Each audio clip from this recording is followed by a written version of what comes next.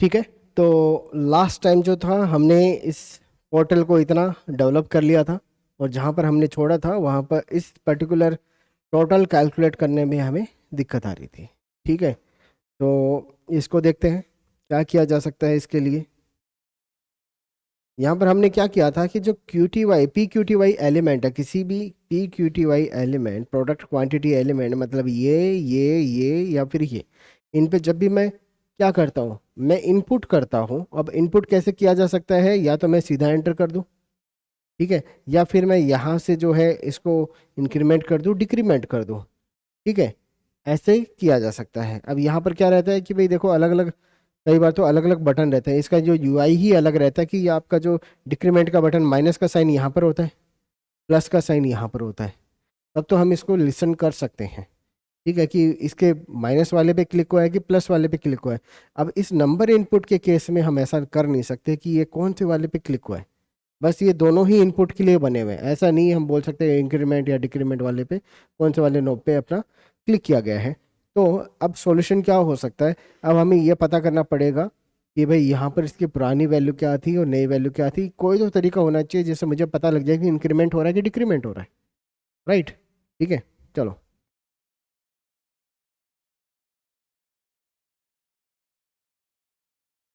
यहाँ पर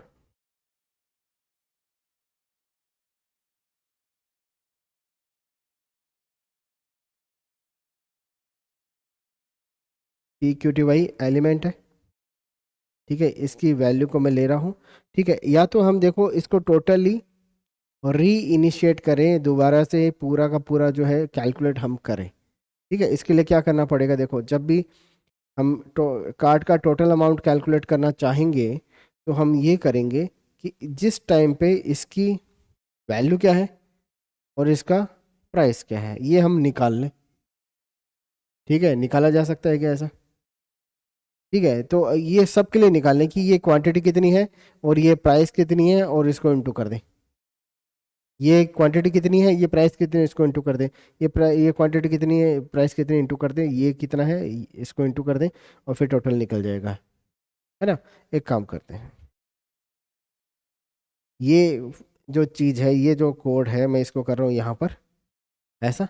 ठीक है, और मैं यहाँ पर एक फंक्शन बना लेता हूँ। ठीक है, जो फंक्शन क्या करेगा, आपका टोटल अमाउंट को कैलकुलेट करके देगा, टोटल कार्ट अमाउंट को कैलकुलेट करने के लिए फंक्शन होगा। तो यहाँ पर मैं फंक्शन बनाता हूँ, function to calculate total cart amount. ठीक है, क्या करना है, फंक्शन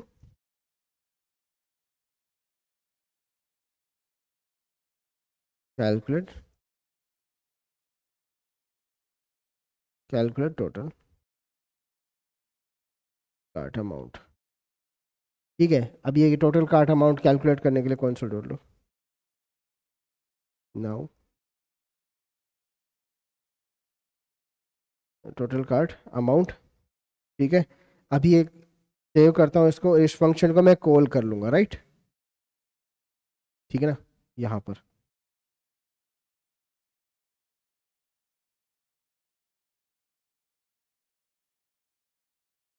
रिफ्रेश, ये ठीक है। ये जो स्ट्रक्चर जो है, ये क्या क्या प्रॉब्लम हम फेस करेंगे उसके लिए हम आपको बता रहे हैं, कैसे आपको पहले से स्ट्रक्चर कर लेना चाहिए था। तो यहाँ पर जो है, मैं अगर इंक्रीमेंट पे क्लिक करता हूँ, कंसोल पे आता हूँ,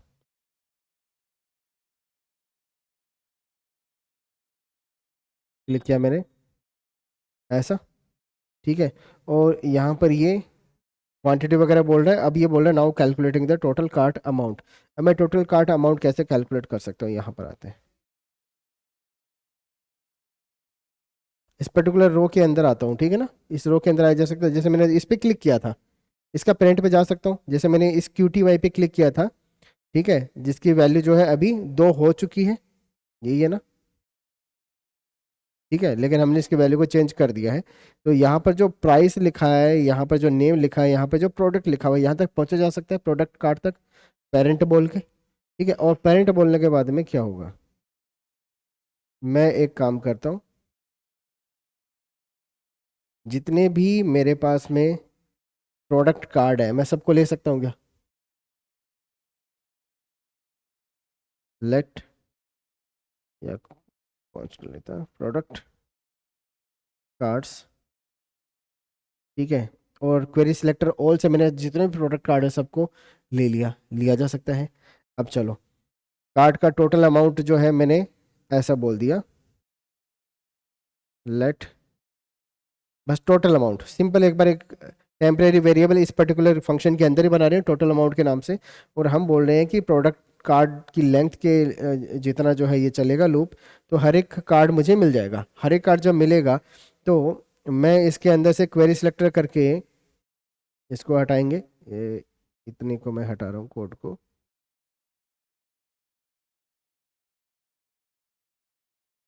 ठीक है। जब मैं हर एक कार्ड के अंदर पहुंचा तो मैं एक तो ये पता करना चाह रहा हूँ कि ये जो इसके अंदर का जो इनपुट है ना, कौन सा, अब ये देखो, ये प्रोडक्ट कार्ड के अंदर जो QTY नाम का एलिमेंट है, ठीक है, मतलब प्रोडक्ट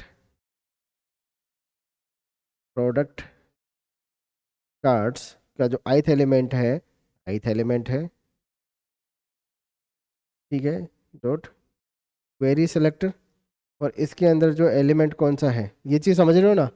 इस पर्टिकुलर कार्ड को मैंने सेलेक्ट किया और उसके अंदर से क्वेरी कर रहा हूँ कि केवल इतना सा कार्ड के अंदर से कि QTY नाम का एलिमेंट है क्या, QTY, ठीक है, डॉट QTY क्लास वाला एलिमेंट है क्या, ठीक है। तो कौन सा इनपुट, ये वाला निकलेगा, ठीक है। और जो है इसकी प्राइस निकाल सकता हूँ क्या, प्राइस निकालने के लिए देखो यहाँ पर जो इसके अंदर ये इसकी प्राइस भी लिखी आ रही है, ठीक है। चलो तो यहाँ पर मैं बोल देता हूँ इसको ऐसा, एक तो QTY, let QTY element is equal to this, और इसका जो प्राइस है उसको बोल देता हूँ प्राइस एलिमेंट, ठीक है। और इन दोनों को कंसोल में एक बार प्रिंट करा के देख लूँ, console dot log QTY element and price element, सही है ना। चलो हर एक कार्ड के लिए, और कार्ड का नंबर दे दूंगा यहाँ पे, card console dot log card number, ठीक है। और यहाँ पे जो बस आई की वैल्यू मैं पास कर रहा हूँ, i+1 कर देता हूँ, चलो आपके लिए थोड़ा और इजी हो जाएगा। हम्म हम्म हम्म, ठीक है। चलो करके देखते हैं, रिफ्रेश करते हैं इसको। अभी मैं कंसोल में आता हूँ, और कंसोल में जब भी मैं किसी भी इसके ऊपर क्लिक करता हूँ तो ये फंक्शन चलता है, कौन सा, जब भी किसी भी यहाँ पर PQTY एलिमेंट पे क्लिक करता हूँ तो ये इवेंट लिसनर चलता है, ठीक है। और ये इस फंक्शन को चलाता है, राइट। और ये फंक्शन क्या करता है, जितने भी कार्ड हैं उनको उस टाइम पे सिलेक्ट करेगा, जितने भी ये आपके प्रोडक्ट कार्ड हैं 1 2 3 4 सबको सिलेक्ट करेगा, और सबका ये जो प्राइस और मुझे ये इसके क्वांटिटी दे देगा, ठीक है। क्वांटिटी नहीं देगा मुझे, ये दोनों एलिमेंट दे रहे हैं अभी स्टार्टिंग में, इनका हम निकाल लेंगे, ठीक है। तो ये दोनों एलिमेंट को प्रिंट करके देखेगा, तो मैं एक बार क्लिक कर रहा हूँ, ठीक है। यहाँ पर आते हैं और ये देखो कि इसने पहला एलिमेंट मुझे दिया, ठीक है, ये वाला एलिमेंट है, फिर ये जो प्राइस है, ठीक है, इसका, फिर ये QTY है, फिर इसका प्राइस है, फिर ये QTY है, फिर इसका प्राइस है, फिर ये QTY है, फिर इसका प्राइस है, राइट। सबका निकल चुका है। अब मैं क्या करूँगा, यहाँ पे QTY एलिमेंट डॉट वैल्यू अगर मैं करूँ कि इस टाइम पे इसकी वैल्यू क्या है, तो एक बार देख लेते हैं, ठीक है। रिफ्रेश करता हूँ और मैं यहाँ पर बोलता हूँ ये, यहाँ पर देखो कार्ड नंबर 1 के लिए क्वांटिटी कितनी है, 2। कार्ड नंबर 2 के लिए क्वांटिटी कितनी है, 1। कार्ड नंबर 3 के लिए क्वांटिटी 1 है। कार्ड नंबर 4 के लिए क्वांटिटी कितनी है, इतनी है। कार्ड नंबर 1 का जो प्राइस है वो निकाला जा सकता है क्या, निकालने के लिए मैं इसका इनर टेक्स्ट बोल दूं, सेव करते हैं इसको, रिफ्रेश कर लेता हूँ। अब की बार मैं ये 100 रुपये वाले का पेंसिल बॉक्स का बढ़ा रहा हूँ, 3 नंबर आइटम का, ठीक है। तो ये बोला कार्ड नंबर 1 का क्वांटिटी इतना है और इनर टेक्स्ट इतना है, 2 का इतना है, इनर टेक्स्ट इतना है, 3 का क्वांटिटी इतना है, और इनर जो इसका जो प्राइस जो है इनर टेक्स्ट करके जो हम निकाल लें वो इतना है, और 4 नंबर वाले का क्वांटिटी इतना है, उसका प्राइस इतना है, राइट। ठीक है, तो ये जो निकलता है ये तो है आपका क्या है, क्वांटिटी है। Let P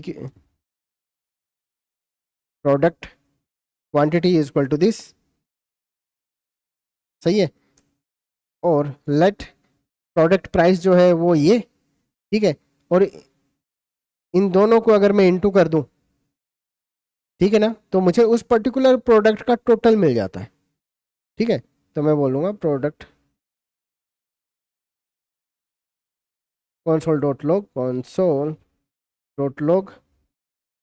total for this product is p QTY into p price. ठीक है, और ये देखो p प्राइस जो है ये स्ट्रिंग है, p QTY जो है ये क्या है, ये वैल्यू है, ये नंबर है, जबकि ये स्ट्रिंग है। लेकिन इसको इनटू अगर जब करेंगे तो ये ले लेगा, क्योंकि केवल प्लस के केस में ये कॉन्केट करता है। बाकी ये जो है अगर इनटू आप लगा रहे हो तो दोनों वैल्यूज को ये मैथमेटिकल न्यूमेरिकल वैल्यू में कन्वर्ट करने की कोशिश करता है, और जो कि हो जाएगा। तो मैं एक बार इसको, 1 मिनट, एक काम और, यहाँ पर ये QTY इनको ऐसा कर लेना है ताकि हमें दिक्कत नहीं आए।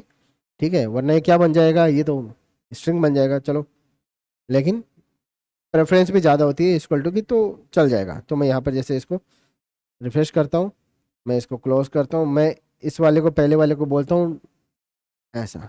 ठीक है, क्वांटिटी कितनी है इसकी, आ, ये रहा। कार्ड नंबर 1 के लिए टोटल कितना आया, क्या है ये, total for this product quantity dot value, quantity आया ना अपने पास में, ओ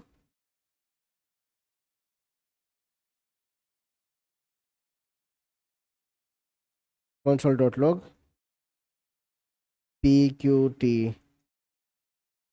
QTY log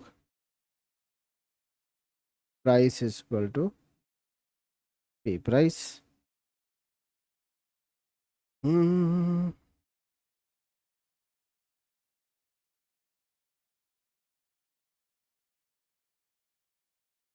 QTY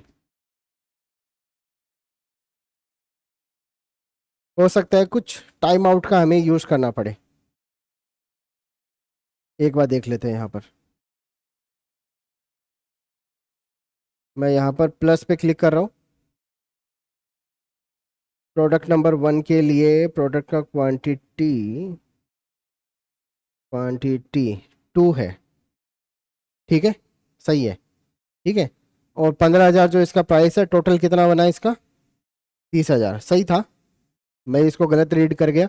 ठीक है, कार्ड नंबर 2 के लिए ये क्वांटिटी 1 है, इसका प्राइस इतना है, ये इसके लिए इतना, 3 के लिए भी क्वांटिटी 1 है, ये इसका इतना बनता है, राइट। तो सबका मेरे पास में टोटल निकल के आता है, हर एक रो के लिए मुझे टोटल मिल जाता है, right.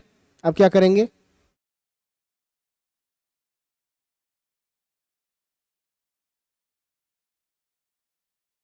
Late product total amount equal to this, ये प्रोडक्ट का टोटल अमाउंट है। ठीक है, और प्रोडक्ट का जो भी टोटल अमाउंट है ना, जो भी टोटल अमाउंट आता है, मैं इसको यहाँ पर बोल सकता हूँ, क्या है ये, कार्ड का टोटल अमाउंट 0 है स्टार्टिंग में। ठीक है, मैं इसको वापस से यहाँ पर 0 करूँगा, क्योंकि मैं पूरे कार्ड को दोबारा से रिकैलकुलेट कर रहा हूँ। ठीक है, तो मैं बोलूँगा कि इसको दोबारा से मैं 0 कर दूंगा स्टार्टिंग में, क्योंकि मैं पूरा ही कार्ड को दोबारा से रिकैलकुलेट कर रहा हूँ। ऐसा नहीं कर रहा हूँ कि मैं किसी को प्लस कर रहा हूँ तो मैं 1 को बढ़ा रहा हूँ, मैं पूरे कार्ड को 0 करके फिर दोबारा कैलकुलेट कर रहा हूँ। ठीक है, तो यहाँ पे कार्ड का जो टोटल अमाउंट है मैंने 0 किया, और जो भी कार्ड का टोटल अमाउंट मुझे यहाँ पे मिलता है पी टोटल अमाउंट, ठीक है, वो इसके अंदर ऐड करता चलूंगा, पी टोटल अमाउंट। ठीक है, तो प्रोडक्ट का टोटल अमाउंट जो है यहाँ पर हमने ऐड कर दिया। इस पर्टिकुलर लूप के बाद में ये जो लूप आपका इतना, जो हर कार्ड की जो क्वांटिटी लेता है और प्राइस लेता है, दोनों को इनटू करता है और उसका प्रोडक्ट का टोटल निकालता है। वो जब हम इसके अंदर ऐड कर चुके हैं तो इस पर्टिकुलर लूप के बाद में इसकी वैल्यू बन चुकी होगी, कार्ड का जो टोटल अमाउंट है इसकी वैल्यू प्रॉपर बन चुका है। ठीक है, अब यहाँ पर आते हैं। ठीक है, इसको क्या करना है, बस जो आपका इनर एचटीएमएल था, ये वाला जो कोड था आपका, ये वाला काम कर लेना है। ठीक है, यहाँ पर। ठीक है, आप चाहो तो ऐसा भी कर सकते हो। एक काम करते हैं, आप चाहो तो ऐसा कर लो कि ये जो फंक्शन है ना, कैलकुलेट टोटल कार्ट अमाउंट, है ना, इसको मैं बोल दूं गेट। बस ये की काम करता है कि टोटल कार्ट का अमाउंट निकाल के आपको दे देता है। ठीक है, और ये जो वैल्यू है आपकी, ये रिटर्न करवा दो, तो आपको ये एक नंबर देगा। ठीक है, उस नंबर को आप प्रिंट कराना चाहो, सम कराना चाहो, कुछ भी कराना चाहो, आपकी मर्जी है। तो यहाँ पर हम इसको रिटर्न कर रहे हैं, और बाकी जो कॉन्सोल वॉन्सोल जहाँ पर भी हैं उनको हम इस तरीके से कर रहे हैं। हाँ, इसकी भी हमें कोई ज़रूरत नहीं है।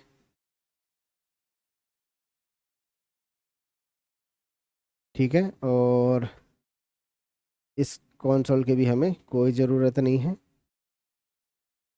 ऐसा आ गया, तो ये फंक्शन जब चलेगा तो टोटल कार्ट अमाउंट को जीरो करेगा हर बार, हर बार। ठीक है, और जितने भी प्रोडक्ट हैं उनका क्वांटिटी निकालेगा, प्राइस निकालेगा, उनको इनटू करेगा, और फिर इसके अंदर जोड़ के फाइनल मुझे केवल कार्ट का अमाउंट रिटर्न करेगा, ना कि कोई और जो स्ट्रिंग वगैरह कुछ भी। तो अब ये जो है ये रहा। ठीक है, मैं सिंपली ऐसा बोल दूंगा कि ये जो है यहाँ पर ऐसा कॉल कर लो इसको, अपडेट टोटल कार्ट अमाउंट। ठीक है, अभी क्या है, ये फंक्शन आपको एक इंटीजर वैल्यू देगा। ठीक है, इंटीजर या जो भी फ्लोट वैल्यू आपका नंबर आपका होगा, इसको हमने यहाँ पर ये जो है इनर टेक्स्ट के थ्रू रिप्लेस करवा दिया, जो भी पुराना टेक्स्ट होगा उसकी जगह पे।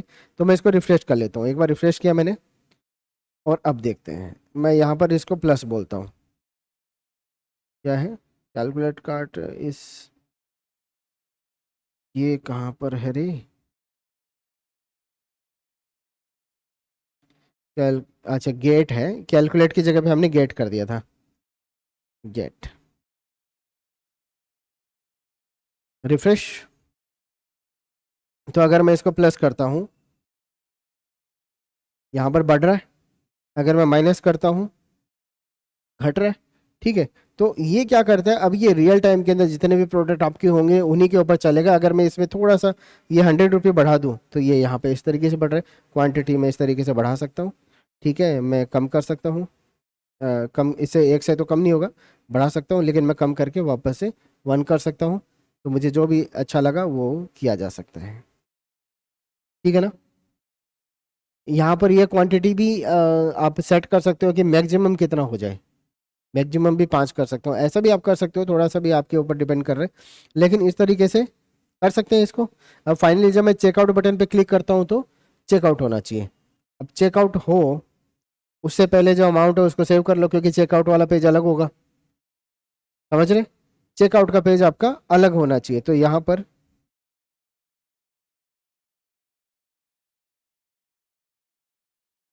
चेकआउट बटन पे एड इवेंट लिसनर लगा के मैं इवेंट जो क्लिक इवेंट है उसको सुन सकता हूँ।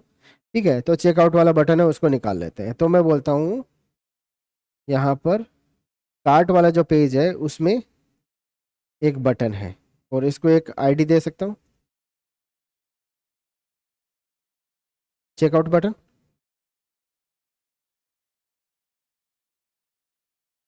राइट, जब ये चेकआउट बटन पे मैं क्लिक करूंगा तो मैं इसको सुन लेता हूँ। तो मैं कार्ट वाले पेज पे आता हूँ, मैं पहले चेकआउट बटन को सिलेक्ट भी कर लेता हूँ, constant button element to document dot query selector, और ठीक है, तो चेकआउट बटन एलिमेंट, ये तो पूरे प्रोग्राम में ही एक ही बटन है। ठीक है, तो कहीं पे भी लगा लो, नीचे लगा लेता हूँ इसके बाद में।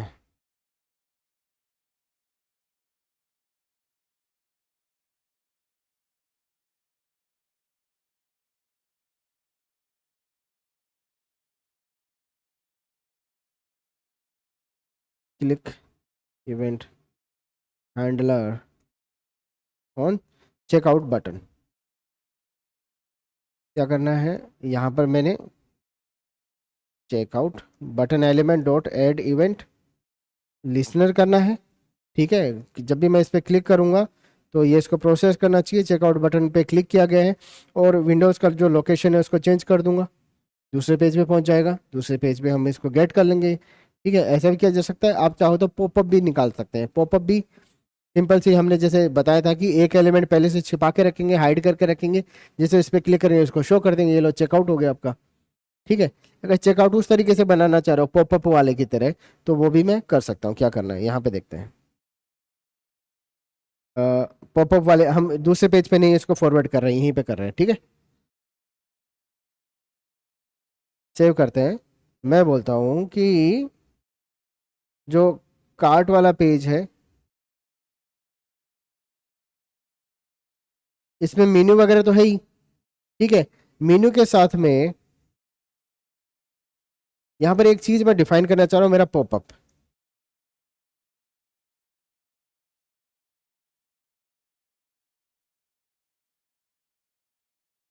Popup element.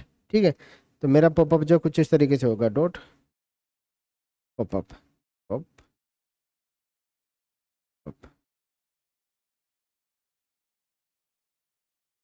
Popup content. ठीक है, यहाँ पे पॉपअप का कंटेंट होगा और आप एक क्लोज बटन भी बना लो, बना सकते हैं। ठीक है, ये पॉपअप का क्लोज बटन है। ये समझ में आ रहा है।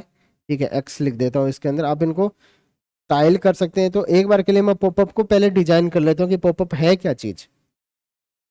ये लो। ठीक है, और ABCD कुछ भी एक बार डमी कंटेंट ऐसा मैंने कुछ लिख दिया। तो चलो पॉपअप को मैं स्टाइल करता हूँ। और पॉपअप जो है ना, इसको स्टाइल करने के लिए मैं यहाँ पे, जैसे मेरा CSS है, स्टाइल डॉट CSS, ये मेरा एक कॉमन सा पार्ट है जो सारे पेज, हर किसी पेज पे लग सकता है पॉपअप तो। ठीक है, तो मैं इसको यहाँ कॉमनली जो मैं एक्सेस कर रहा हूँ स्टाइल डॉट CSS, इसी के अंदर डिफाइन करूंगा स्टाइल डॉट CSS। ये चीज़ समझ में आ रही है मैं पॉपअप को यहाँ क्यों कर रहा हूँ। ठीक है, तो पॉपअप स्टाइल्स डॉट पॉपअप। तो पॉपअप क्लास जो है उसको हम बोलेंगे, सबसे पहले तो ये एक ओवरले टाइप होगा। ठीक है, जो पूरे स्क्रीन पे आएगा, इसलिए मैं बोलूंगा पोजीशन फिक्स भी किया जा सकता है, इसको फिक्स ही करना ज़्यादा बेटर है। ठीक है, इसका टॉप हमने 0 कर दिया, लेफ्ट 0 कर दिया। इसका मतलब कहाँ से शुरू होगा, टॉप लेफ्ट कॉर्नर से शुरू होगा। ठीक है, और विड्थ हमने 100% कर दी, या 100 VW कर दूं। ठीक है, VH कर दूं, कोई फर्क नहीं पड़ेगा। ठीक है, और जो बैकग्राउंड का जो कलर है हमने RGB के अंदर दिया है और 0.5 इसकी ओपेसिटी दे दिया, मतलब कि पीछे वाला कंटेंट भी दिखना चाहिए कुछ तो। ठीक है, डिस्प्ले स्टार्टिंग में क्या कर दिया, नन कर दिया। एक बार मैं इसको दिखाना चाहूंगा लेकिन।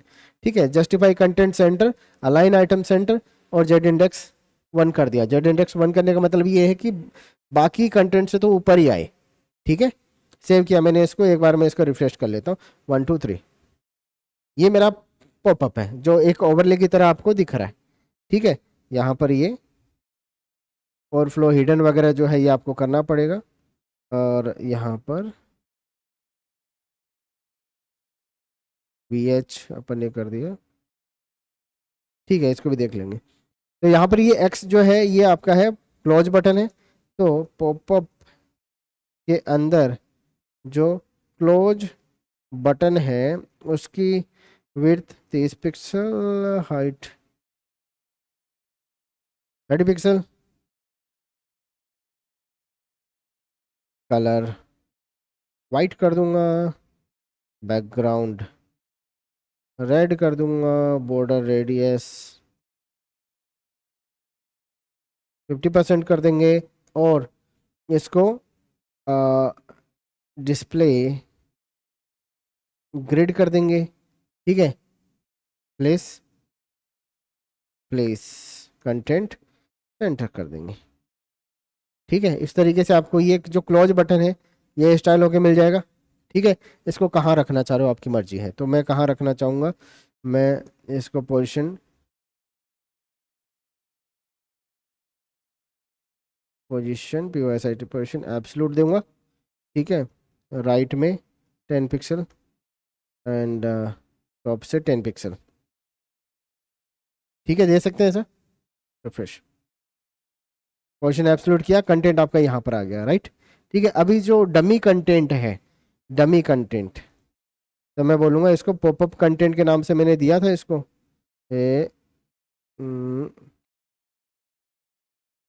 पॉपअप कंटेंट के नाम से मैंने इसको क्लास दी हुई है, ठीक है, तो मैं बोलूँगा पॉपअप कंटेंट विड्थ 80%, ये लो वाइट कर दिया, बॉर्डर रेडियस ये, हाँ ठीक है, और प्लस इसको ये लो, बढ़िया, ये इस तरीके से आया है। सेंटर में क्यों नहीं हुआ ये?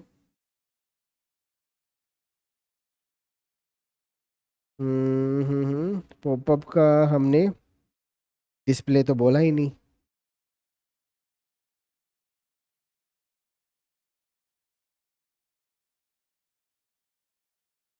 Place content centre,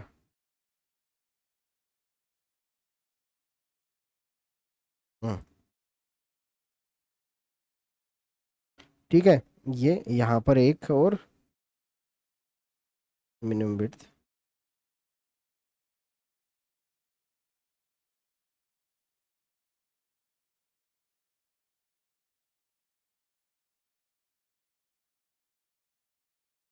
popup content हमने दिया स्क्रॉल पोजीशन विड्थ, और ये क्या है, BH में हमने दिया तो 80 VW,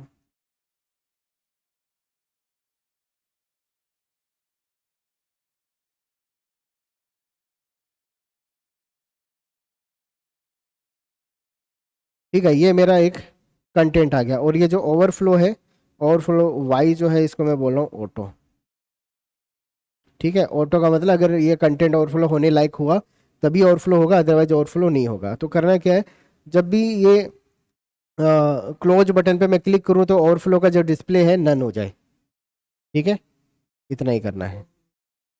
हाँ, ना ओवरफ्लो नहीं, ये जो क्लोज बटन पे क्लिक करूंगा तो उसका जो है डिस्प्ले नन हो जाए, ठीक है। तो क्लोज बटन, क्लोज बटन ये रहा पॉपअप का, ठीक है। हम क्या कर सकते हैं, देखो ऐसा ज़रूरी नहीं है कि हम हमेशा जो है एड इवेंट लिसनर लगाएं, ये cart.js के अंदर इसको ऐड करें। मैं सिंपली कार्ट में जाता हूँ, मैं, ये पॉपअप बटन है, ठीक है, ये इस पे मैं ऑन क्लिक भी ऐसा भी लगा सकता हूँ, ठीक है ना। Close, close popup, pop up, ठीक है ना। इस क्लोज पॉपअप को मैं ऐसे कॉल कर सकता हूँ। और दूसरी चीज, यहाँ पर इस पॉपअप को मैं एक आईडी दे देता हूँ, ठीक है। आईडी इज इक्वल टू क्या है, पॉपअप, कोई भी मैं आईडी दे दूँ या कोई भी मैं क्लास दे दूँ, क्या फर्क पड़ता है, pop-up 1 दे देता हूँ, समझ रहे, ठीक है। ये कुछ भी आपका एक आईडी आपको दे देना चाहिए, थोड़ा और इजी हो जाएगा आपके लिए, क्योंकि कई बार क्या है कि मल्टीपल पॉपअप भी हो सकते हैं, ठीक है, एक ही स्क्रीन पे। लेकिन हम इस तरीके से करेंगे, pop-up 1 जो है, अब जो क्लोज पॉपअप जब आप कर रहे हो ना, तो एक चीज मैं इसके अंदर पास कर देता हूँ। ये क्या चीज है, हमने ये करी है कि जब मैं क्लोज ऑन क्लिक करूंगा इस क्लोज बटन पे, तो ये जो क्लोज पॉपअप नाम का फंक्शन चलेगा और इसके अंदर हम ये चीज पास कर देंगे कि कौन से वाले पॉपअप को क्लोज करना है, ठीक है। तो कौन से वाले पॉपअप को क्लोज करना है, जिसकी आईडी pop-up 1 होगी उसी को क्लोज कर दो, उसी का डिस्प्ले नन कर दो, सीधा कर दूंगा। मुझे डोम के अंदर बहुत सारा फंक्शन वगैरह लगाने की जरूरत नहीं है, राइट। ठीक है, कोड को छोटे से छोटा रख लो, इजी। चलो अब देखते हैं क्या होता है, सेव करता हूँ मैं इसको और मैं रिफ्रेश करता हूँ। अब देखो, जब मैं इस क्लोज बटन पे क्लिक करता हूँ 1 2 3, जैसे मैंने क्लिक किया ये बोला close popup is not defined. बिल्कुल करेंगे, इसको डिफाइन करना पड़ेगा, ठीक है। तो मैं बोलता हूँ यहाँ पर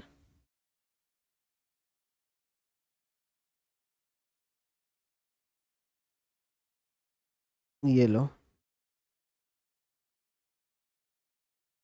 पॉपअप के लिए अलग से बनाऊँ क्या, जो पॉपअप का फंक्शनलिटी को हैंडल करेगा। एक कॉमन सा तो होना ही चाहिए, app.js के अंदर हो जाए या फिर, चलो नीचे बना लेता हूँ एक pop-up.js, ठीक है, इसके अंदर ये पूरा काम करेगा। और यहाँ पे पॉपअप डॉट जेएस को कॉल कर लूँ। एक पेज के अंदर मल्टीपल स्क्रिप्ट हो सकते हैं, 10-15 कितने भी हो सकते हैं। पॉपअप डॉट जेएस, ठीक है, पॉपअप की फंक्शनलिटी को हैंडल करने के लिए। अब यहाँ पर आते हैं। हाँ, तो ये था फंक्शन हमारा। कार्ट नाम के पेज पे क्लोज पॉपअप नाम से फंक्शन चलना चाहिए, ठीक है। ये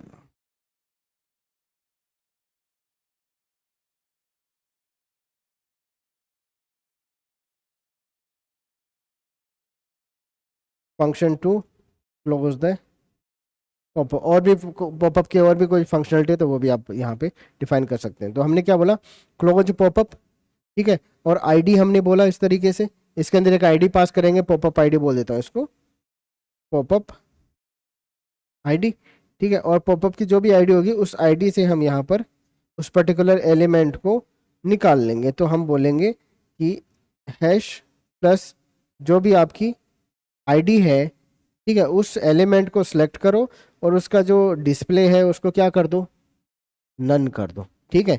अब एक चीज और कि भाई ये डिस्प्ले कैसा है, ये कैसे पता लगेगा मुझे स्टार्टिंग में, ठीक है, कि इसका डिस्प्ले अभी ये हिडन है कि शो हो रहा है, मुझे कैसा पता लगेगा, इस पर्टिकुलर क्लोज बटन को कैसे पता लगेगा, ठीक है। तो पहली बात तो ये है कि भाई हम इसको जब क्लोज करेंगे तो डिस्प्ले नन कर देंगे, ठीक है। और दूसरा हम ये करेंगे, ये इस एलिमेंट को मैं निकाल लेता हूँ, let popup element is equal to this, ठीक है। अब पॉपअप एलिमेंट जो है उसका डिस्प्ले हमने नन तो किया, लेकिन साथ में उसका एक और प्रॉपर्टी हम सेट कर देंगे, current status dot set attribute. एक एट्रीब्यूट मैं सेट करना चाहूंगा डेटा स्टेटस, ठीक है। और इसको मैं बोल दूंगा हिडन, ये समझ रहे हो, ठीक है। हम एक एट्रीब्यूट और ऐड कर दे रहे हैं। अब देखो, अब ये डेटा स्टेटस एट्रीब्यूट जो है अगर ये अवेलेबल नहीं होगा वहां पर, ठीक है, या फिर मैं ऐसा कर दूं डेटा हिडन, यस, समझ रहे हो, ठीक है, कि ये जो है पॉपअप ये जो है ये हिडन है कि नहीं है, ये बोल रहा है हाँ हाइड हो चुका है। तो या तो अगर देखो ये एट्रीब्यूट मुझे मिल जाए डेटा हिडन, और अगर ये होगा तो इसकी वैल्यू यस रहेगी, तो मैं बोलूंगा कि हाँ ये जो पॉपअप अभी विजिबल नहीं है लोगों को, ठीक है। और अगर ये भाई अगर नहीं मिलता है इसका मतलब वो विजिबल है, ठीक है। तो हम स्टार्टिंग में जो डेटा हिडन है,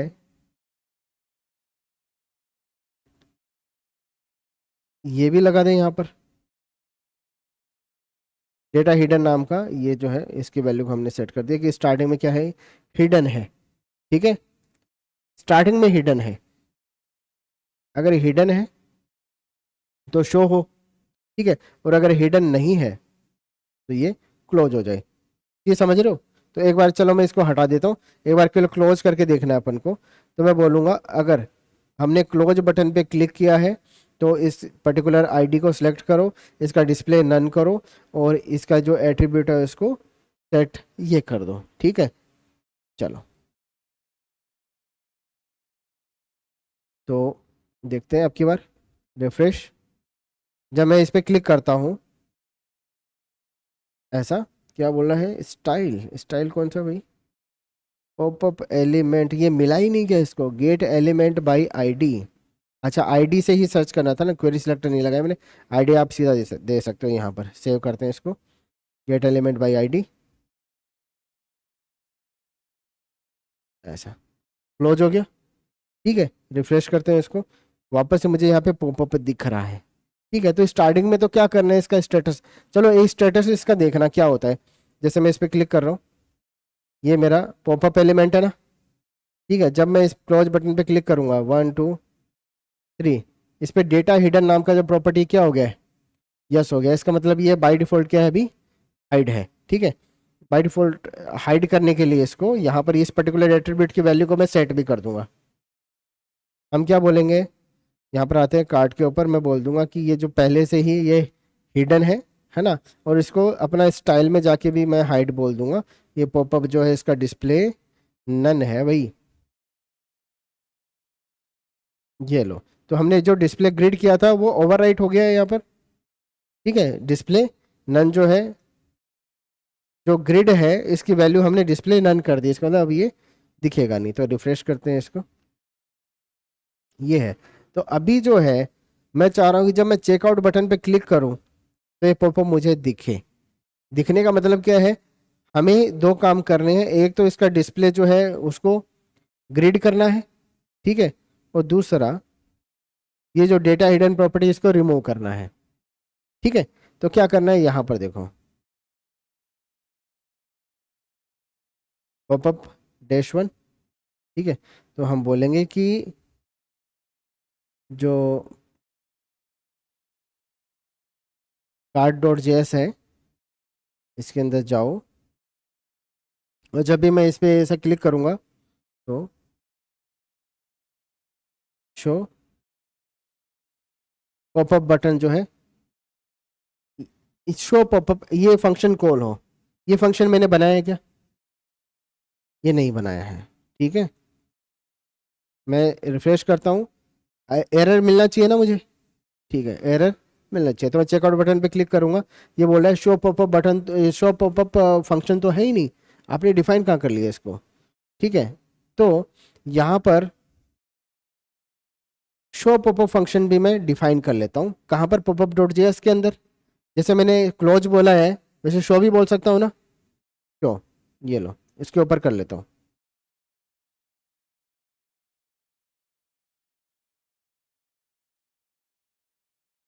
फंक्शन टू डिस्प्ले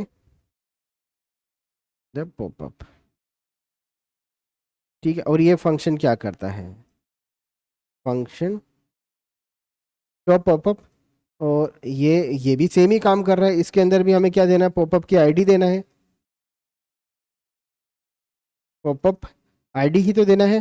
ठीक है, और ये देखो, ये सेम चीज कॉपी किया, पेस्ट किया। ठीक है, क्या करना है, जब भी मैं शो पॉपअप बोलूंगा तो इस पर्टिकुलर एलिमेंट को आईडी से सिलेक्ट कर लो। यहाँ पर जो स्टाइल है वो क्या करना है, ग्रिड करना है। ठीक है, और ये जो एट्रीब्यूट है इसको रिमूव करना है। सेव किया मैंने इसको। ठीक है, और अब जो है ये फंक्शन इसको अवेलेबल होगा क्या, ये जब मैं इसमें आता हूँ cart.html पे, हमने सबसे पहले डेटा को लिया है तो डेटा आ जाएगा। उसके बाद हमने पॉपअप को कॉल कर लिया है, पॉपअप को हमने कॉल मतलब पॉपअप को हमने इंक्लूड कर लिया है स्क्रिप्ट को। इसलिए जब मैं cart.js पे पहुंचूंगा तब मुझे ये दोनों फंक्शन अवेलेबल होंगे इसकी वजह से। ठीक है, तो पॉपअप के जो दोनों फंक्शन हैं ये cart.js में आप यूज कर सकते हो, तो हमने बोल दिया शो पॉपअप, इसीलिए तो ये फंक्शन जो है अब काम कर जाएगा। मैं सेव करता हूँ इसको, रिफ्रेश करते हैं, और मैं जब इस पर क्लिक करता हूँ, मैं इसको क्लोज कर रहा हूँ, मैं जब चेकआउट पे क्लिक करता हूँ जब मुझे ये पॉपअप मिलता है। ठीक है ना, और पॉपअप का जो कंट, अब मैं इसको देखो चेकआउट क्लिक करके आए, पॉपअप आ गया, मैं इसको क्लोज कर सकता हूँ। दोनों काम हो रहे हैं, जो दोबारा ये लो, दोबारा ये लो। ठीक है, तो मेरा पॉपअप शो हो रहा है, क्लोज हो रहा है। अब यहाँ पर पॉपअप का कंटेंट मुझे पता नहीं, पॉपअप का कंटेंट क्या होना चाहिए, तो मैं पॉपअप को ऐसे दिखाना चाह रहा हूँ कि योर टोटल इज दिस, और ये। ठीक है, आपका इतना इतना बनता है, आप इसको पे करो।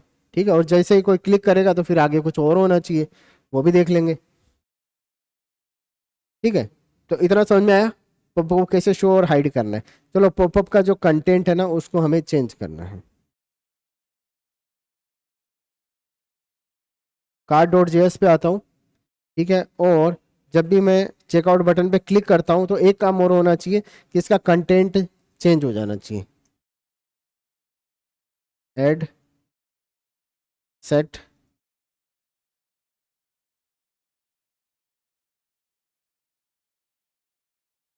Popup content. ठीक है, सेट पॉपअप कंटेंट, और इसके अंदर जो है पॉपअप का हम आईडी देंगे, पॉपअप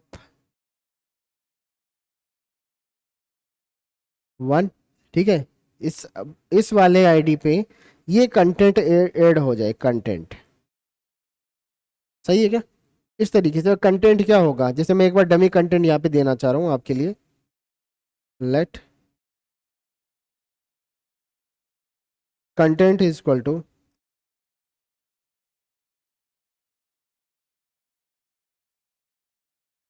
पहले एक छोटा सा मैं एलिमेंट बनाऊंगा। चलो हाँ, कंटेंट ऐसा सीधा बोल देता हूँ। डॉक्यूमेंट डॉट क्वेरी, क्वेरी नहीं, क्रिएट एलिमेंट, एक डिव बनाओ। सही है क्या? कंटेंट जो है उस पर क्लास लिस्ट पॉपअप कंटेंट नहीं, कुछ भी दे दिया, dummy content dot inner text is equal to,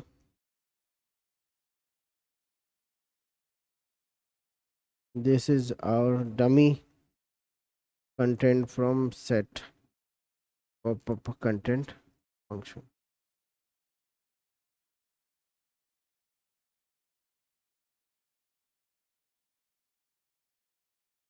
ठीक है, इस तरीके से हमने दिया है, और समझ में आया?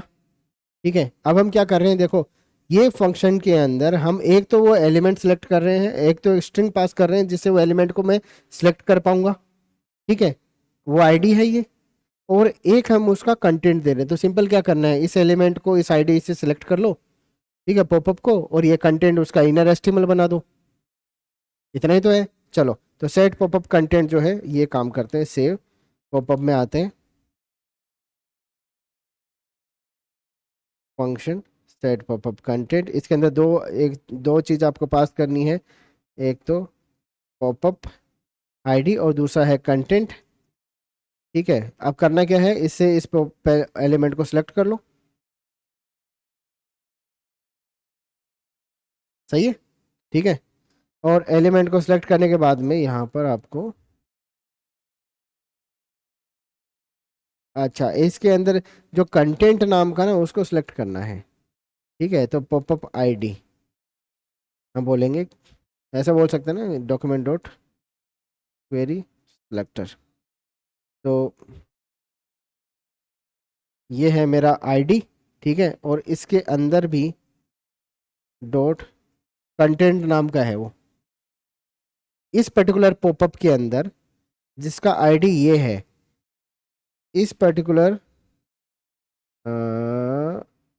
पॉपअप के अंदर जिसकी आईडी ये है, हमारा पॉपअप कंटेंट नाम से है एक एलिमेंट, है ना, तो ये नाम चेंज कर देंगे, पॉपअप कंटेंट है। ठीक है, इसको सिलेक्ट कर लो। ठीक है, पॉपअप कंटेंट एलिमेंट। अब पॉपअप कंटेंट एलिमेंट जो है dot inner HTML equal to content. सही है?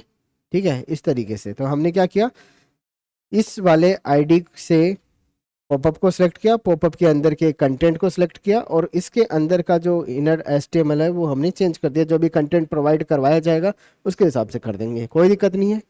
चलो, तो सेट पॉपअप कंटेंट, और ये कार्ट में ये फंक्शन चलता है जब भी आप चेकआउट बटन पे क्लिक करते हैं। तो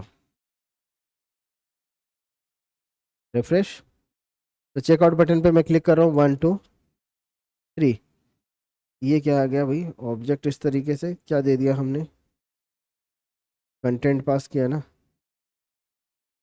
कंटेंट कंटेंट, अच्छा अच्छा, हाँ, हमने जो है फंक्शन अलग तरीके से कॉल कर लिया। ये करना है inner HTML equal to empty, और popup content element dot append content. ठीक है, सबसे पहले तो इसके अंदर जो भी कंटेंट है उसको खाली कर दो बिल्कुल, है ना, साफ करके, फिर इसके अंदर जो हमने बोला है वो चीज़ अपेंड कर दो। ये लो, सेव करते हैं इस पे, रिफ्रेश, चेकआउट बटन पे मैंने क्लिक किया, 1 2 3, यहाँ पर ये this is our dummy content, है ना, स्पेलिंग थोड़ा सा देख लेना, from set content, set popup content function. ठीक है, तो ये यहाँ से निकल के आ रहा है, तो मैं कुछ भी कंटेंट इसमें पास कर सकता हूँ। अब क्या क्या कंटेंट पास किया जा सकता है, यहाँ पर कार्ट में आ जाओ, कार्ट जेएस में आ जाओ।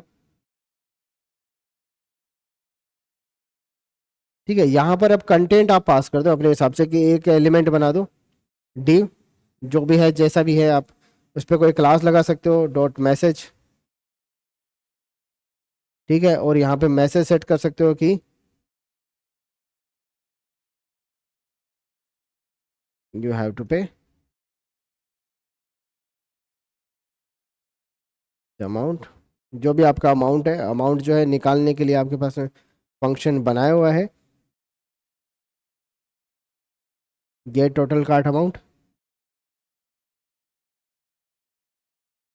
ऐसे कर सकते हो, तो बार बार कॉल किया जा सकता है। ठीक है, या वेरिएबल में भी रख सकते हो, आपकी मर्जी। ऐसा भी कर सकते हो कि आप अ, यहाँ पे वेरिएबल कार्ट टोटल अमाउंट है, इस पर्टिकुलर वेरिएबल को भी अपडेट कर दो जब भी आप इस पे चेंज करते हो, तो यहाँ पे कर ही लेते हैं।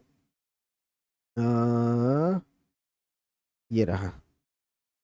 तो हम ऐसा भी कर सकते हैं कि cart total amount is equal to this. ठीक है, और यहाँ पर ये कार्ट टोटल अमाउंट, मतलब ग्लोबली हमने सेट कर दिया। एक बार इसको कैलकुलेट करें, ये हमने इसलिए किया है क्योंकि देखो, डोम एलिमेंट पे भी जब आप जाते हो, सारे डोम एलिमेंट पे जाना, फिर वापस कैलकुलेट करके लेके आना एक छोटे से ऑपरेशन के लिए, तो ये थोड़ा सा हैवी हो जाता है। तो इस प्रोसेसिंग को भी हम थोड़ा सा बचा लेते हैं, और इस पर्टिकुलर वेरिएबल में इसकी वैल्यू को स्टोर कर दिया। जब भी कोई भाई इस पर क्लिक करेंगे तो वापस से रिकैलकुलेट होके वापस से अपडेट हो जाएगा। इतना ही तो है। ठीक है, तो यहाँ पर कार्ड का टोटल अमाउंट जो है वो हम यहाँ पर पुट कर देंगे। ये लो, तो जिस टाइम पे हमने इस पे क्लिक किया चेकआउट बटन पे, उस टाइम पे कार्ड का टोटल अमाउंट कितना है वो यहाँ पे आ जाना चाहिए, राइट। सेव करते हैं इसको। ये मैं चेकआउट पे क्लिक कर रहा हूँ, ये देखो, यू हैव टू पे द अमाउंट, इतना इतना सही है क्या ये। ठीक है, अगर मैं इसको इंक्रीमेंट कर लेता हूँ थोड़ा सा, ये लो, थोड़ा सा इसको कर दिया, ये 62350 है। चेकआउट पे क्लिक किया, 62350 यहाँ पे मुझे दिख रहा है। ठीक है, यहाँ पे एक बटन बनाया जा सकता है, एक और बटन आपका हो सकता है कि भाई एक और जो चेकआउट का बटन, कि फाइनल पे, और पे करने के बाद में आपका वो आए, ठीक है, मैसेज वगैरह, तो वो भी कर सकते हैं। अ, यहीं पे कर देता हूँ एक बार, डमी अपन बना रहे हैं, बट डमी जैसा है, तो लेट पे बटन, पे button element document dot create, create element button. ठीक है, और पे बटन क्लास पे बटन, ठीक है, pay button element dot add event listener. ठीक है, जब भी कोई इस पर क्लिक करेगा, ठीक है, तो ये फंक्शन जो है उसको बताएगा कि हाँ भाई आपने इतना कर लिया है। डॉट लो,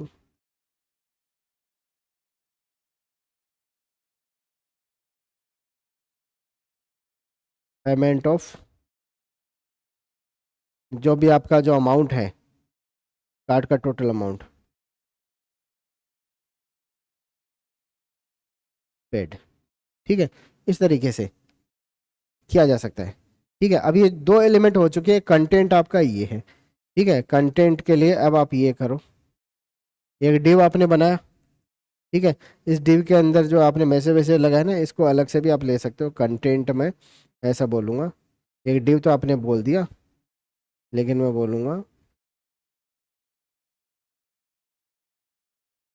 कंटेंट जो है ये केवल ऐसा है, content dot class list equal to content.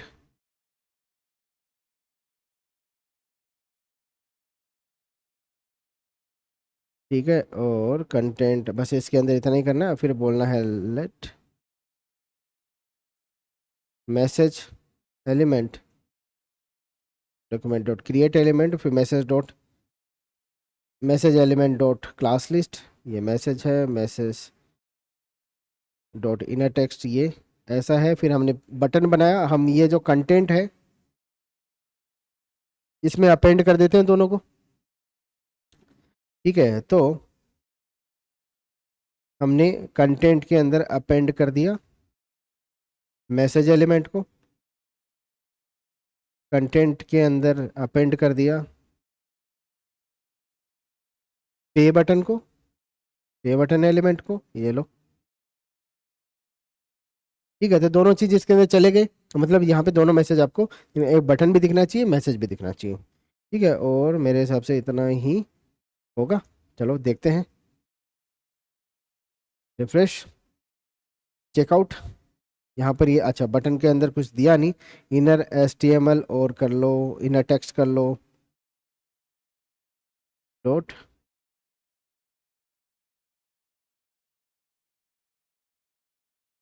Inner text equal to pay now. ठीक है, और रिफ्रेश करते हैं इसको। मैं जब चेकआउट पे क्लिक करता हूँ यहाँ पर मुझे ये मैसेज मिलता है, यहाँ पे पे नाउ का बटन मिलता है। जब भी मैं इस पर क्लिक करता हूँ तो मुझे कंसोल में ये मिलता है कि इतना अमाउंट आपका पे हो चुका है। अगर आपका अमाउंट पे हो चुका है ना, बंद कर दो फिर। ठीक है, बंद करना है, इस पॉपअप को क्लोज करना है। कैसे कर सकता हूँ? तो यहाँ पर ये जो पे बटन एलिमेंट है, इस पे इवेंट लिसनर लगाया जा सकता है क्या? बिल्कुल लगा दूंगा। मैं यहाँ पे बोलूंगा ये जो पे बटन एलिमेंट है डॉट ऐड इवेंट लिसनर, जब भी मैं इस पे क्लिक करूंगा, ठीक है, तो ये फंक्शन चलेगा। ठीक है, और अच्छा ये हमने पहले से लगाए रखा ना, ठीक है, अंदर ही तो करना है। पे बटन एलिमेंट पे जब क्लिक करूंगा तो ये मैसेज तो आता ही है, साथ में हम ये और बोलेंगे कि पॉपअप को क्लोज कर दो। तो क्या था, पॉपअप को क्लोज करने का जो फंक्शन था, क्लोज पॉपअप। ठीक है ना, और उसके अंदर आईडी पास करनी थी। जिस भी पॉपअप को आपको क्लोज करना है तो क्लोज पॉपअप कर दो।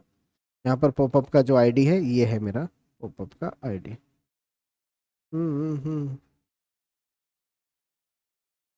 Close popup.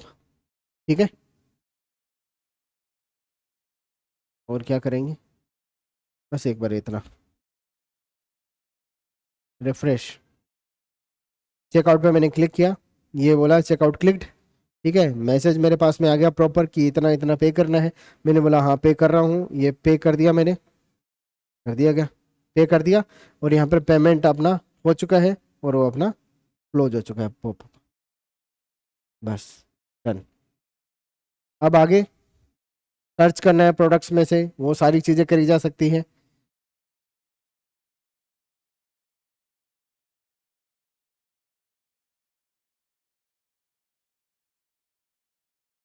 वो हो सकता है कार्ड भी आप इसमें प्रोसेस कर सकते हो, लेकिन कार्ड को प्रोसेस करने का अथॉरिटी आपके पास में नहीं है।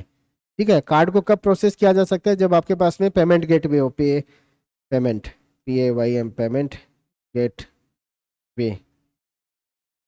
ठीक है, तो आपके पास में जैसे रेजर पे का है, या फिर हम रेजर पे से किए हुए हैं पहले। ठीक है, तो रेजर पे है, लेकिन फोन पे भी है।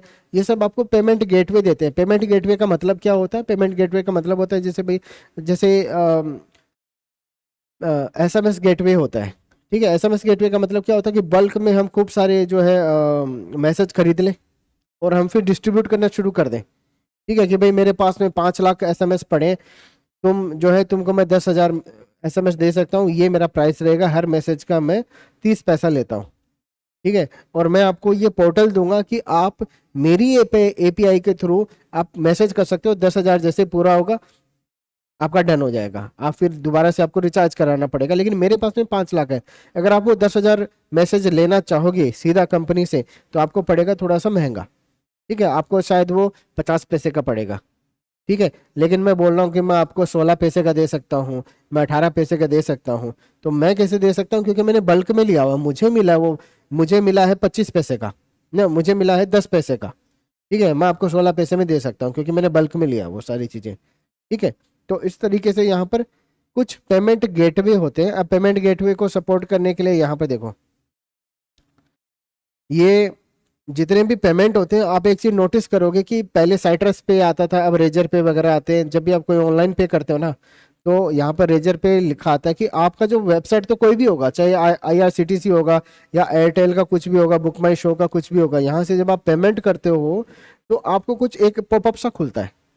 ठीक है, उस पॉपअप के अंदर लिखा रहता है कि योर पेमेंट इज प्रोसेसिंग, फिर आपका बैंक आ जाता है, फिर आपका ये कार्ड का नंबर कुछ देना रहता है, वो ऑप्शन आपके पास में आते हैं। वो सारा काम जो है वो रेजर पे की वजह से होता है।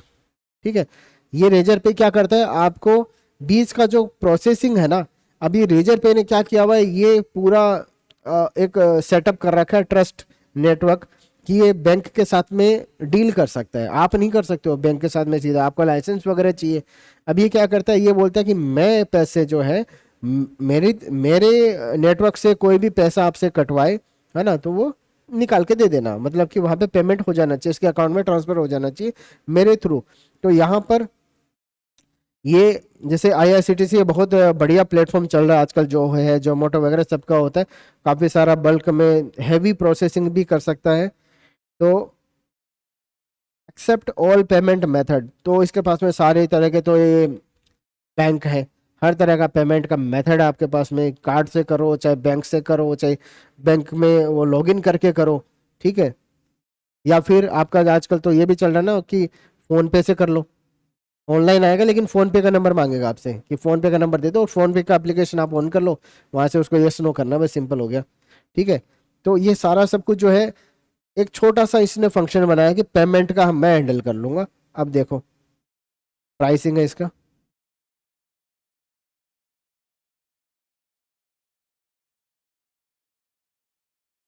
ये 2% आपका लेता है। ठीक है, 2% फीस है इसका, प्लस GST। तो 2% जो लेगा, अगर आप 100 रुपये का ट्रांजेक्शन कर रहे हो, 2 रुपये प्लस उसका 18% GST, 2 रुपये का। ठीक है, तो ये आपका 2% का 18% GST है। ठीक है, ये टोटल आपका कैलकुलेट होके ये आपका वो उस पर्टिकुलर ट्रांजेक्शन पे कटेगा। ठीक है, तो जितना भी आपका कटता है, जो भी है 2-4 रुपए, ठीक है, तो उतना अगर आपको सहन हो जाता है तो आप ये प्लेटफॉर्म ले सकते हो। और क्या है, और कोई इसका फीस नहीं है। ठीक है, कोई उसका फीस नहीं। हाँ, आपका जो बिजनेस है वो वैलिड होना चाहिए, ऐसा नहीं कि कोई स्कैम कर रहा है, आजकल स्कैमिंग के भी चल रहे हैं ना ऐसा। ठीक है, तो स्कैम करने वाले को नहीं लेता, ये बोलता है कि अगर मेरे प्लेटफॉर्म के थ्रू अगर आप कर रहे हो तो मुझे पूरा आपका KYC होगा, आपके पूरे डॉक्यूमेंट सबमिट होंगे, आपका कौन सा कंपनी है, भाई प्रॉपर्टीशिप का है या फिर भाई प्राइवेट लिमिटेड है, जो भी आपका कंपनी है, उसका हम डॉक्यूमेंट लेके आपको ऑथोराइज कर देंगे कि आप अपना पेमेंट वगैरह ले सकते हो। और अगर आपके पास में नहीं है तो आप इसमें सिंपल जो है अपना स्टूडेंट अकाउंट बना सकते हो, उसमें कोई दिक्कत नहीं है, आप टेस्टिंग के लिए कर सकते हो। तो यहाँ पे देख लेते हैं।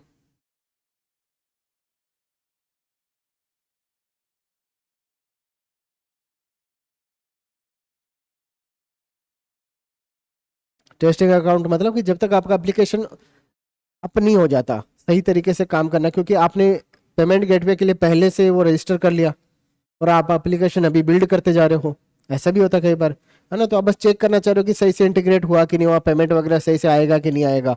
तो आएगा कि नहीं आएगा, तो आप वो पैसे देके तो नहीं करवा सकते कि भाई पैसा मैं हर बार अपना 100 रुपये कटवाऊँ या 1 रुपया कटवाऊँ, क्यों कटवाना है। आपके पास में इस तरीके से आएगा। तो ये जैसे आप खुद बना सकते हो, कोई दिक्कत नहीं है, रेजर पे के ऊपर आपको बस अकाउंट बनाना है।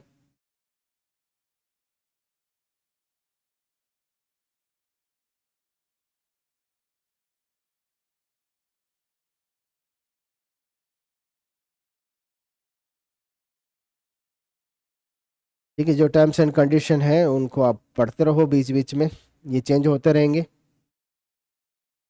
रेजर पे का नाम जो है क्या है, नहीं करना है अभी, नेम अपडेट। अच्छा, ये थोड़ा सा इसका नाम अपडेट हो चुका है, कोई दिक्कत नहीं है। मैं ये ले दो, लाइट।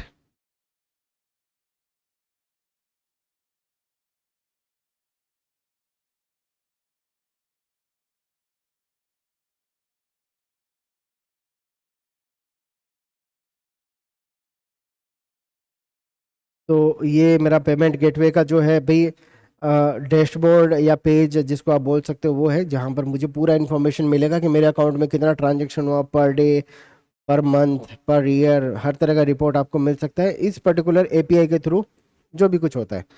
तो ये लोड हो लेता है एक बार।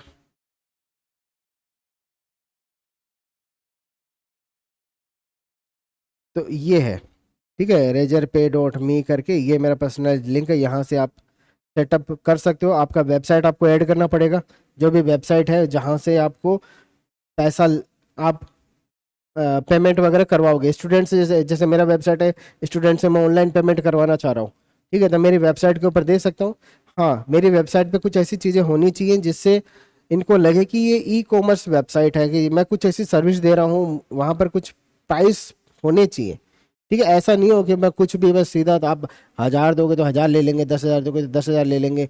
ठीक है, ऐसा नहीं, कुछ प्लान बना के रखो ताकि वो आपको केवाईसी जो है आसानी से कर पाए। ठीक है। हाँ, ये जो HTML का, हाँ आपको केवल एपीआई देगा। ठीक है, कि उस पर्टिकुलर जैसे वेबसाइट पे ही चलूंगा मैं, कि आपको एक पर्टिकुलर की देगा, वो की जो है केवल इस पर्टिकुलर डोमेन पे चलेगी, www.cslab.in के ऊपर। ठीक है, इसके अलावा और कहीं नहीं चल पाएगा उस की के साथ में।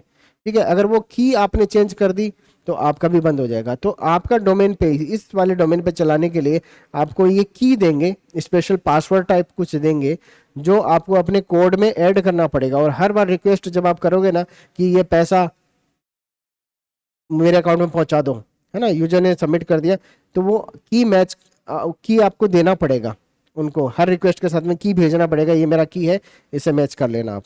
ठीक है। हाँ, कि आपके पास में बचा कुछ अमाउंट आएगा 2% प्लस 18% जीएसटी, जो 2% का है, वो कटने के बाद में जो अमाउंट है वो आपका है। ठीक है, तो वो आपको अपने हिसाब से मैनेज करना है। आप चाहे अपने प्रोडक्ट का प्राइस आप बढ़ाओ या कैसे भी करो, आप अपना अमाउंट निकाल लोगे, ये अपना कमीशन पहले ही निकाल लेगा, क्योंकि ये जो अमाउंट आता है वो सब इसके थ्रू ही आता है। क्यूआर कोड आप स्कैन कर सकते हो, यहाँ आपको हर तरह की सर्विस मिल जाएगी। अगर कोई बिजनेस सेटअप करना है ना, तो क्यूआर कोड ये आपको जनरेट करके दे देगा, इसका भी एपीआई है। ठीक है, ये भी है, पेमेंट का पेज आपको अलग से बना के दे देगा कि पेमेंट का पेज के ऊपर क्या क्या इन्फॉर्मेशन दिखना चाहिए, कि आपका कार्ड का अमाउंट इतना हो गया, ये इतना इतना, वो जो सब कुछ ये बना के दे देगा। और पेमेंट का लिंक, आप सीधा कोई लिंक डायरेक्ट शेयर करना चाह रहे हो यूजर के साथ में, इस वाले लिंक से शेयर कर, ये पेमेंट कर दो, इतना पेमेंट आपका हो जाएगा। ठीक है, तो ये भी कर सकते हो। तो ये बहुत बढ़िया प्लेटफॉर्म है, ट्रस्टवर्दी है ये। ठीक है, यहाँ से रेजर पे का होम पे मैं आता हूँ।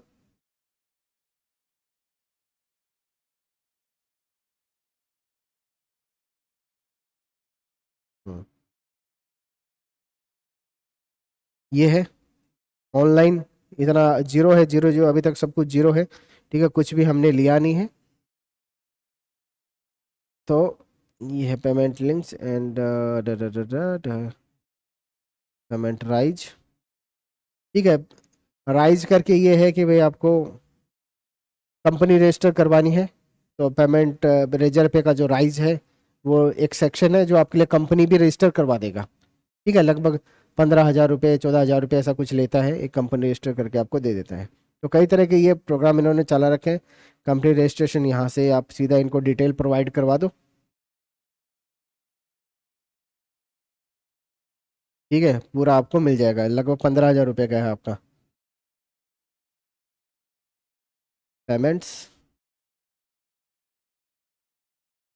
ठीक है, तो ये हम बैकएंड के अंदर कवर करेंगे, जब आपका एप्लीकेशन पूरा बन चुका होगा तब आपको किस तरीके से ये करना है।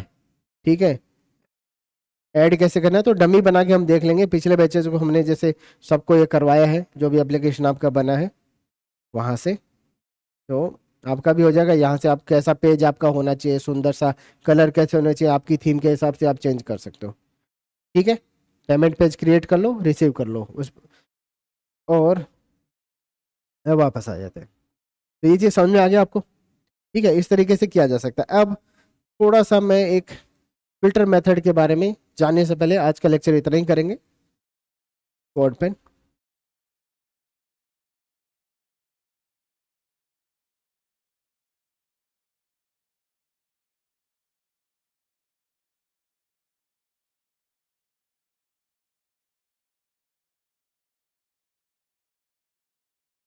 ठीक है, हम दो चार चीज़ों को और देख लेते, 10-15 मिनट का और काम है, राइट। ठीक है, इसमें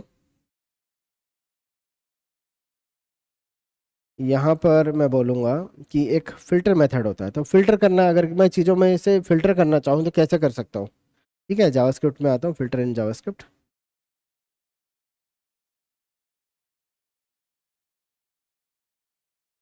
लेट वैल्यूज इक्वल टू ये वन वन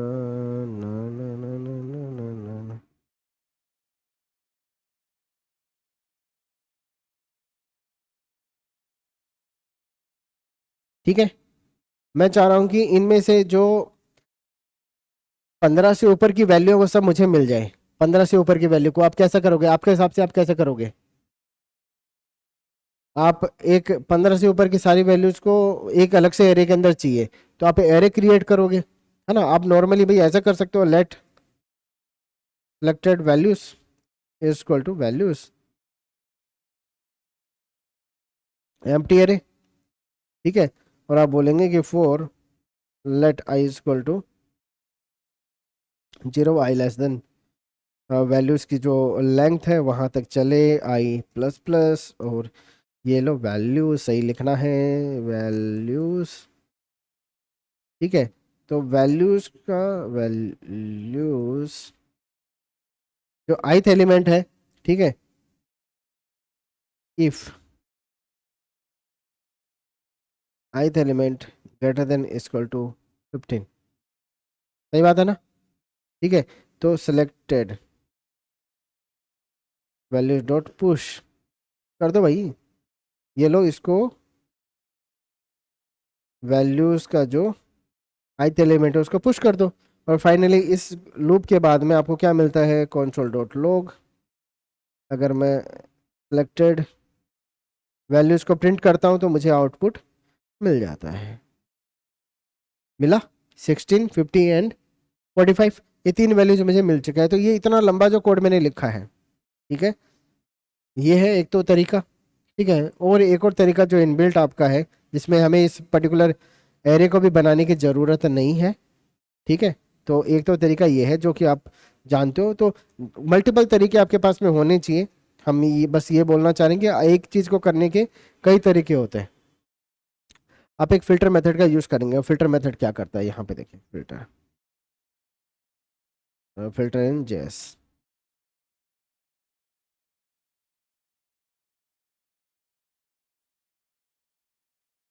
ये तो इस जैसे पर्टिकुलर एरे है, इसके ऊपर हम फिल्टर मेथड को कॉल करेंगे, और इसके अंदर क्या पास करना है, एक फंक्शन हमें पास करना है, और वो फंक्शन के अंदर क्या आएगा, एलिमेंट आएगा और उसका इंडेक्स आएगा। ठीक है, हम दो के साथ में, ये दो तीन चीजें दे रखी, हम केवल दो के साथ में करेंगे, ऐसे करना है। वैल्यूज के ऊपर फिल्टर लगा दो, ठीक है, और इस फिल्टर के अंदर एक फंक्शन लगा दो। ठीक है, अब ये जो फिल्टर फंक्शन है ये क्या करेगा, ये देगा हमें वैल्यू और इंडेक्स। कंसोल में लॉग करवाऊं, मैं बोलूंगा value value console dot log index index.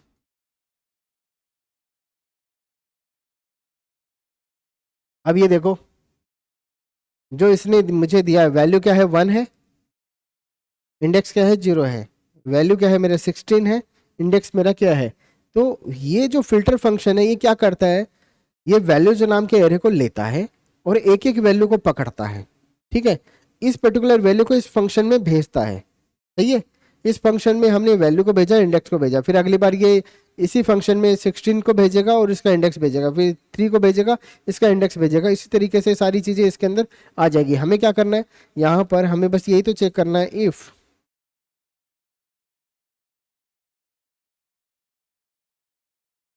Value greater than, ठीक है, ग्रेटर देन क्या है, इक्वल टू 15 है, तो बस हमें एक चीज रिटर्न करनी है, रिटर्न ट्रू। ठीक है, अब देखें,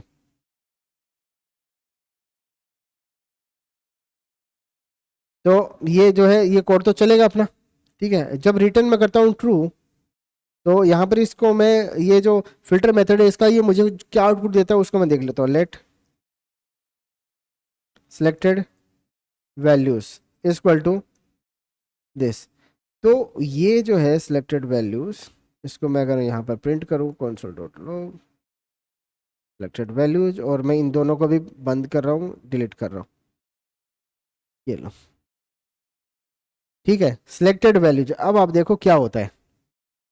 जिस जिस चीज के लिए, जिस जिस वैल्यू के लिए जो वैल्यू आपने पास करी है यहाँ पर, जो इस फिल्टर फंक्शन ने यहाँ पे वैल्यू आपको प्रोवाइड करी है, उस वैल्यू को आपने चेक किया।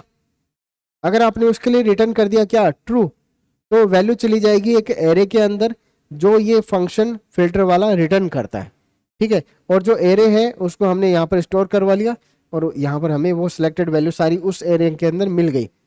ये समझ रहे हो, ठीक है, जहीर समझ रहे हो इसको, ठीक है। यहाँ पर क्या करूंगा, एक काम करता हूँ, मैं बोलता हूँ रिटर्न ट्रू। इसका क्या मतलब है, सारी वैल्यू आ जाएगी, ये लो कंसोल में आके देखते हैं, ये सारी वैल्यू मुझे मिल गई। इसका क्या मतलब है फिर,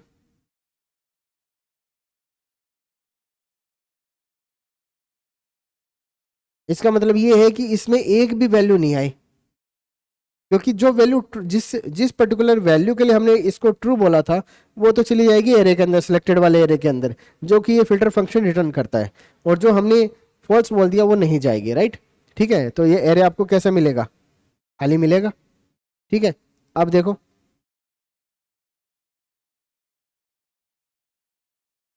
रिटर्न वैल्यू ग्रेटर देन 10, क्या देगा,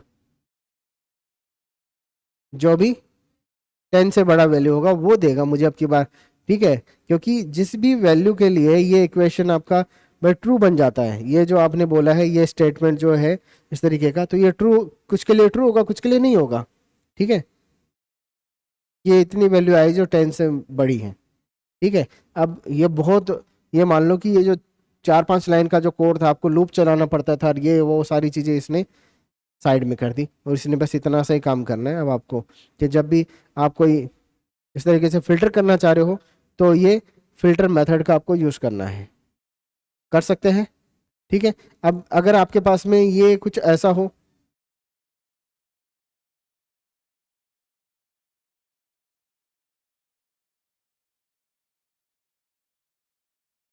आपके पास में आगे प्रोडक्ट्स, खूब सारे प्रोडक्ट्स हैं आपके पास में जिनको आपको फिल्टर करना है, तो मैं बोलता हूँ प्रोडक्ट्स।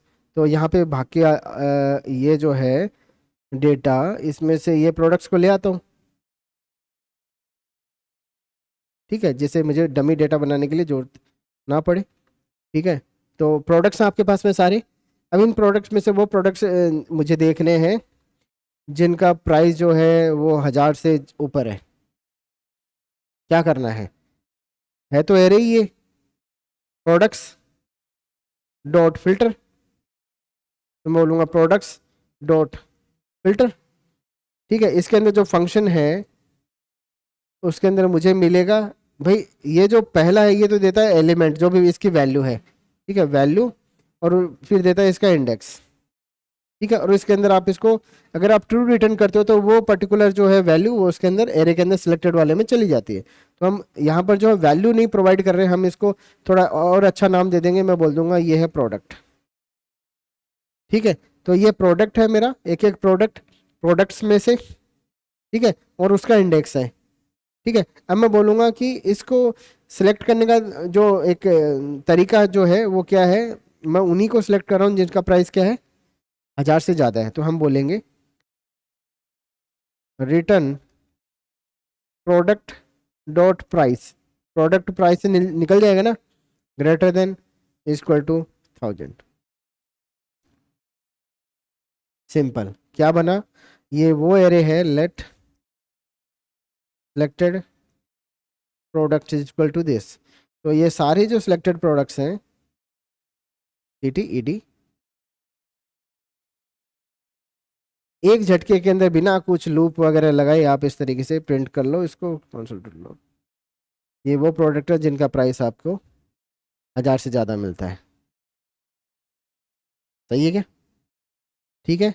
अगर मैं इसको ऐसा कर दूं, आपको पता ही है लेस देन वाले आ जाएंगे अब की बार। ठीक है। तो इस तरीके से मैं यहाँ पर ये पता करना चाह रहा हूँ कि इनमें से टीवी है क्या, टीवी है क्या इसमें कहीं पर। अगर मैं टीवी सर्च करना चाह रहा हूँ, जैसे मैं जो सर्च करना चाह रहा हूँ सारे टीवी वाले आइटम निकाल के दो, तो मैं बोलता हूँ यहाँ पर let search string equal to, मैंने बोला टीवी।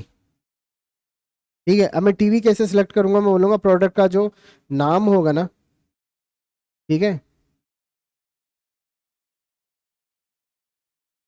उसमें से इंडेक्स ऑफ कर सकते हैं क्या अपन, इंडेक्स ऑफ या इंक्लूड्स।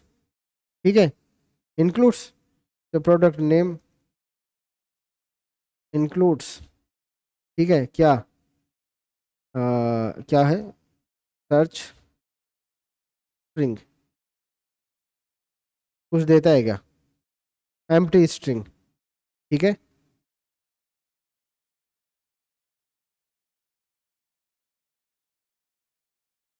मैंने स्मॉल कर दिया इसको। ठीक है। तो इसने स्मॉल वाला तो निकाल दिया, लेकिन मैं तो नहीं करूंगा ऐसे स्मॉल, ये तो टीवी ऐसा ही रहेगा। क्या क्या करना चाहिए अपन को, upper case and lower case, बहुत शाबाश। ठीक है। तो ये है, मैं बोलूंगा प्रोडक्ट का जो नाम है उसको टू अपर केस।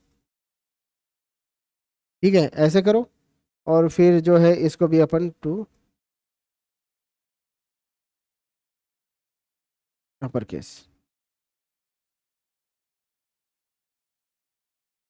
फंक्शन है ना ये।